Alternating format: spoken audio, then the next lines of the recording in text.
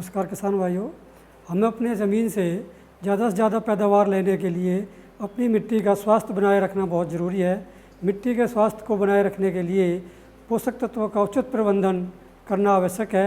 इसके लिए हम समग्र पोषक तत्व प्रबंधन पर ध्यान देते हैं। समग्र पोषक तत्व प्रबंधन के अंदर देसी खाद और रासायनिक खाद का दोनों का प्रयोग करते हैं, और जिससे कि हम अपनी मिट्टी का स्वास्थ्य भी बना के रख सकते हैं तथा हम ज़्यादा से ज़्यादा पैदावार ले सकते हैं।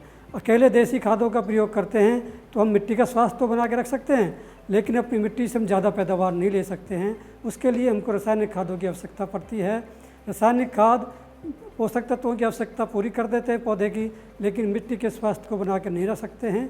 इसलिए दोनों तरह के हमारे जो प्रयोग हैं, देसी खादों का प्रयोग और रासायनिक खादों का प्रयोग, दोनों का मिला के प्रयोग करना बहुत ज़रूरी है। देसी खादों से हम जिससे कि अपनी मिट्टी के स्वास्थ्य को बना के रख सकते हैं, और रासायनिक खादों से पौधे की पोषक तत्वों की आवश्यकता है जो उसको पूरा कर सकते हैं।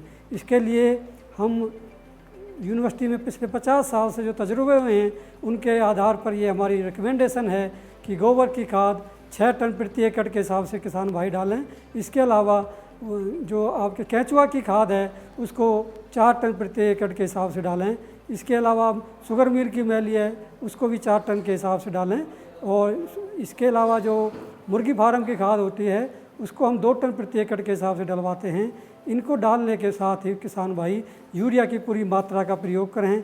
यूरिया की बचत नहीं कर सकते हैं हम। अगर हम देसी फसलें उगा रहे हैं, देसी वैरायटी ले रहे हैं, तो हम देसी खादों से उचित पैदावार ले सकते हैं।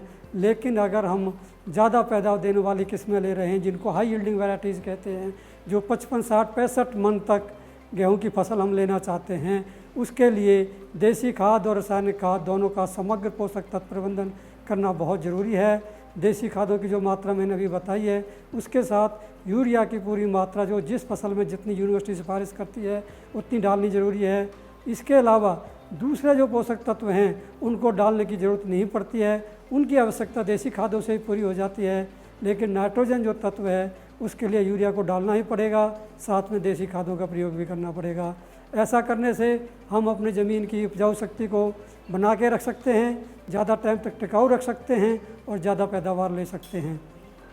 इसके अलावा अगर हम देसी फसलें, जैसे मैंने कहा कि देसी फसलें ले रहे हैं, हम गेहूं की 306 की वैरायटी लेना चाहते हैं किसान भाई, उसको हम देसी खादों से प्रयोग कर सकते हैं। उनमें उनकी पैदावार उतनी ही आ जाती है।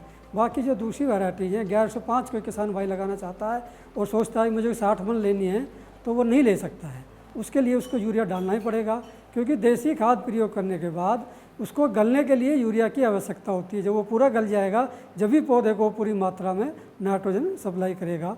इन देसी खादों का डालने का जो उचित समय है, जब हम ज़्यादा से ज़्यादा उनका पौधे उसका प्रयोग कर सकते हैं, उसका ज़्यादा से ज़्यादा ज़मीन के अंदर फ़ायदा होगा हमको, वो हमें उचित समय पर इनको डालने की आवश्यकता है। वो समय हम यूनिवर्सिटी की तरफ से जो हमारा रिकमेंड किया है, हमको सर्दी के मौसम में गेहूं की बिजाई से पहले अक्टूबर नवंबर में जब खेत खाली हो जाते हैं तभी देसी खादों का प्रयोग करें। गर्मी के सीज़न में अप्रैल के महीने में किसान भाई देसी खादों का प्रयोग ना करें, क्योंकि उस दौरान गर्मी ज़्यादा होती है, जिससे पोषक तत्व गर्मी में गैस बन के हवा में चले जाते हैं, तो उनका पूरा सदुपयोग नहीं हो पाता है। किसान भाई इस बात पर विशेष ध्यान रखें। देसी खादों का प्रयोग आप गेहूं की बिजाई से पहले, सर्दी का मौसम शुरू होने से पहले करें, उससे अच्छे परिणाम प्राप्त होते हैं। धन्यवाद।